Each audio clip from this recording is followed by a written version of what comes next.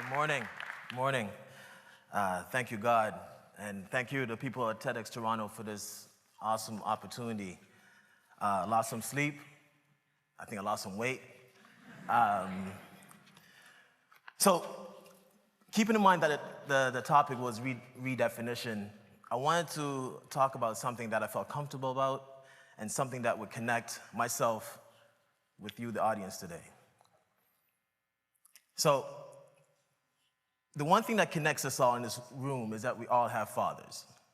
And I want to talk about the redefinition of fatherhood. Whether it's Wayne Gretzky, Tiger Woods, Serena and Venus Williams, they've all said that they've had, or their fathers were instrumental in their success. We all have fathers. Whether we have a good relationship with our fathers is something totally different. My father was murdered in 2007, but I'll get to that in a minute. I was raised in Jamaica, or I was born in Jamaica, rather, in the late 70s. And I was the firstborn, only son of my mother, the second of 8 children to my father. I was raised by my mom and my grandmother, the indomitable Joyce Hay. My father and myself had a traditional, or what I seem or I thought was traditional relationship, which was, it wasn't consistent. I would see him on rare occasions. This street right here, this is Burke Road in Jamaica, in an area called Maxfield. And this is where I learned most of my values that I have today. On the street, I would have seen, these are where I consistently may have seen my dad, and it wasn't by chance, it was just, it was actually by chance, it wasn't on purpose. Some of his friends were still on the street, and he'd go and see them, and then we'd buck each other. Now, with that being said, there was really good memories that I have of my dad, such as he had like this big brown Chevy Nova. And I remember he would take my siblings and I to this place called Hellshire Beach in Jamaica, or Coney Island when it was still operational in Jamaica. But there was also the memories that I don't want to remember, or it's tough to remember. And those are the memories of broken promises. You see, my dad would say, son, I'm coming to pick you up on Sunday or Saturday at 12. So from Friday night, I had my bags packed. Saturday, I was up at 11 waiting at the front gate. An hour would pass, 2 hours would pass, 3 until nightfall. And my mom would say, come on in, he's not coming. I'm like, nah, he's coming. And I'd hear the phone ringing.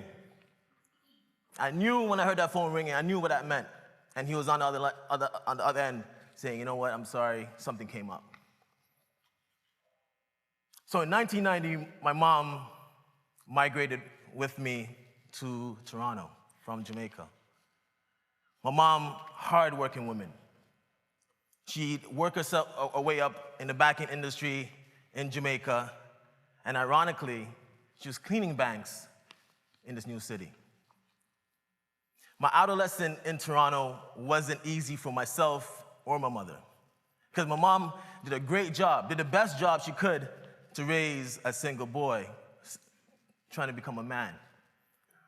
But my mother couldn't teach me, as a woman, how to be a man. And I remember those instances when my dad would call, and this was like in intervals of every 6 months. And she would give him an earful, how much he's struggling, and he was then forced to discipline me over the phone. And I used to hate taking that phone, because I knew he was gonna be giving me this in my ear. And I felt like, well, I haven't seen you or talked to you in the last bit, and the one opportunity that we get to speak, you're gonna discipline me over the phone. Fast forward 14 years later, I'm a father, and I'm frantic. I'm anxious, I feel isolated. I'm looking for some kind of support group that can talk to me about their experiences, their challenges, and that can just pass on. And I could have called my dad or my uncles or whomever were back home in Jamaica, but then you're missing something over the phone. I wanted that circle, so to speak. But there wasn't a group like this. So I went on to Google, and I typed in Black fathers in Toronto.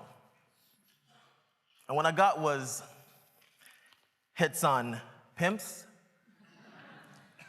deadbeats, and a bunch of negative stuff. So I took it a step further.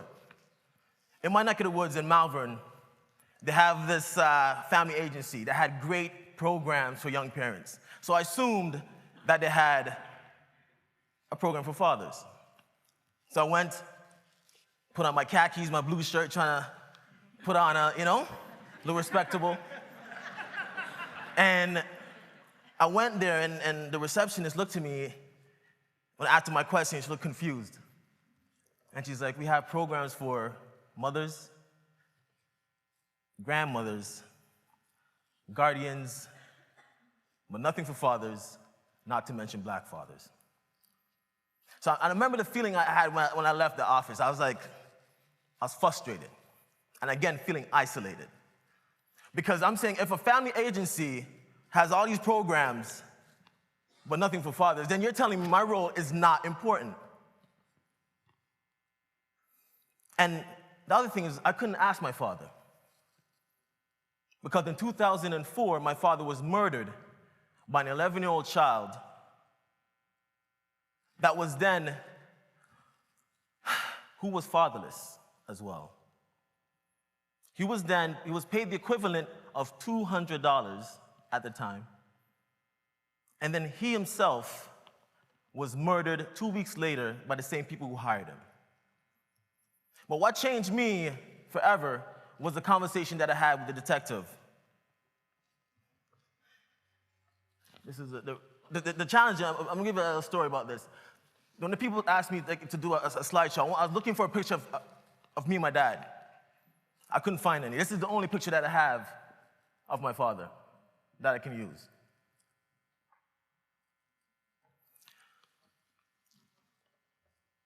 The detective said to me that this sort of thing, in a nonchalant voice, and he had like a stack of cases on his table.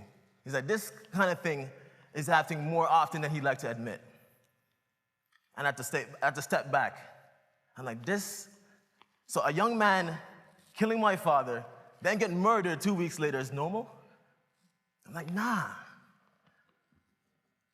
But you see, there's a normalization of crisis within Black communities around the world.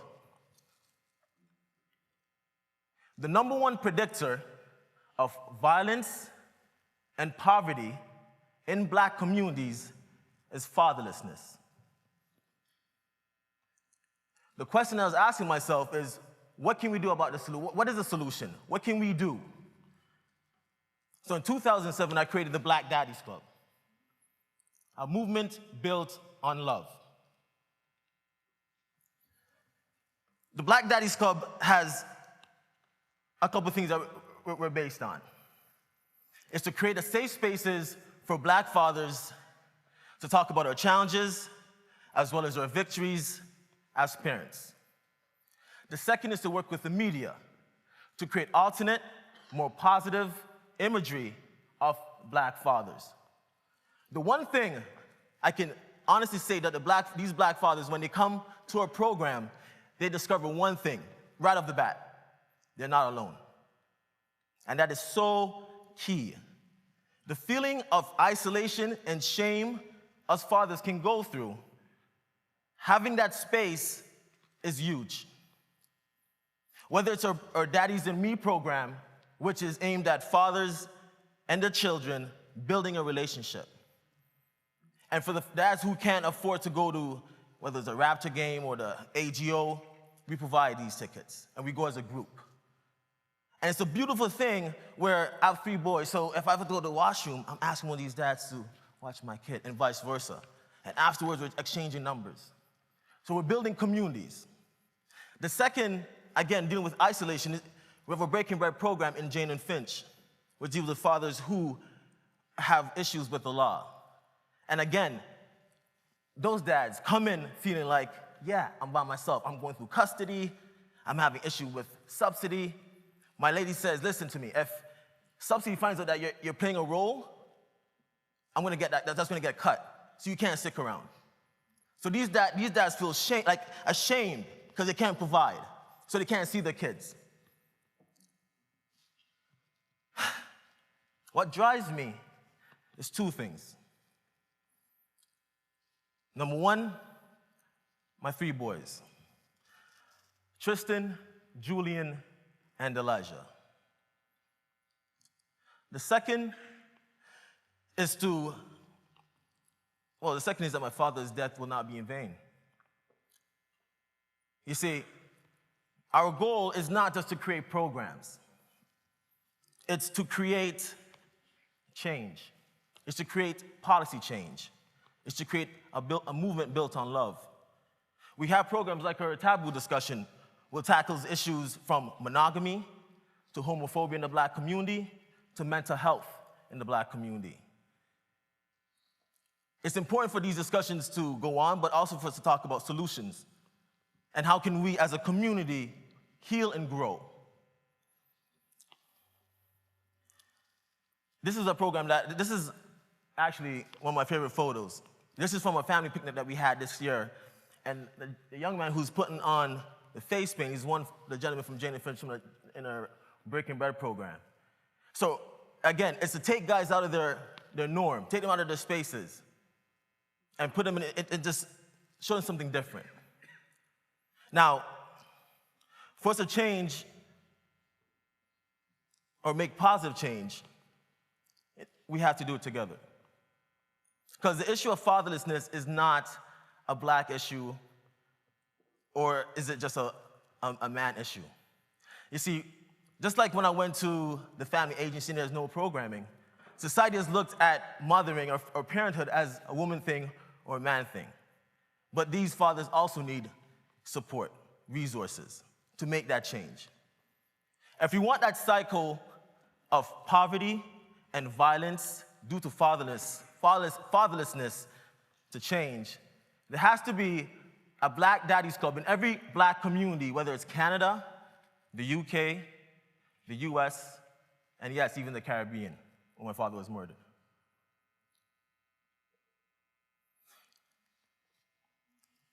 The last thing I want to say, or the takeaway, is for other fathers, or if you know a young father, have a reason. And for the fathers in the room, it's important to talk to your children about that piece. Because fatherhood, the last thing I guess I want to say is that, I guess people were saying, like, when you become a father, there's an instinct that you get. And as a father of three, and someone who deals with fathers, who works with fathers, that's rubbish. Because we become better fathers by being present, by seeing eldership, by seeing good fathering in action. We become better fathers when we have a well of experience to draw from. Thank you.